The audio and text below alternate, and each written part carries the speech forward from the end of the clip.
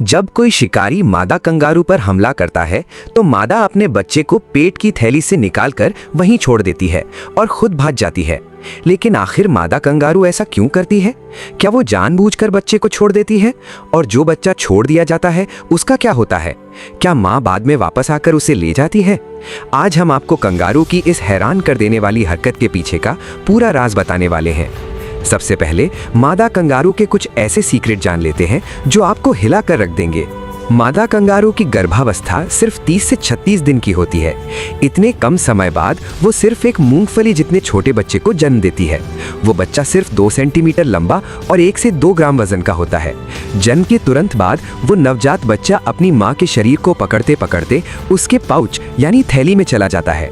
थैली में जाकर वो बच्चा तुरंत माँ के निपल से चिपक जाता है और वहीं उसका असली विकास शुरू होता है। मतलब दूसरे जानवरों के बच्चे माँ के पेट में बढ़ते हैं, लेकिन कंगारू का बच्चा पेट से बाहर निकलकर मां की थैली में पलता है। अब और हैरान करने वाली बात, अगर मादा की थैली में पहले से एक बच्चा है और वो दूसरी बार प्रजनन करती है तो क्या होता है? दरअसल मादा कंगारू के शरीर में एक खास संरचना होती है। वो दूसरे बच्चे को पैदा होने से रोक सकती है। अगर नर के साथ प्रजनन होता है तो दूसरा भ्रूण गर्भ में बंद तो जाता है, लेकिन वो निष्क्रिय अवस्था में फ्रीज होकर रह जाता है। वो तब तक सक्रिय नहीं होता जब तक पहला बच्चा थैली से बाहर नहीं निकल जाता। मतलब मादा चाहे तो दूसरे बच्चे को बाद में विकसित करके जन्म दे सकती है। अब असली सवाल, शिकारी से बचने के लिए मादा बच्चे को थैली से क्यों गिरा देती है? सच ये है कि जब बच्चा थैली में होता है तो मादा तेजी से नहीं भाग सकती। बच्चे का वजन और थैली उसे धीमा कर देती है। इसलिए वो खुद की जान बचाने के लिए बच्चे को थैली से बाहर गिरा देती है और तेजी से दूसरी तरफ भाग जाती है।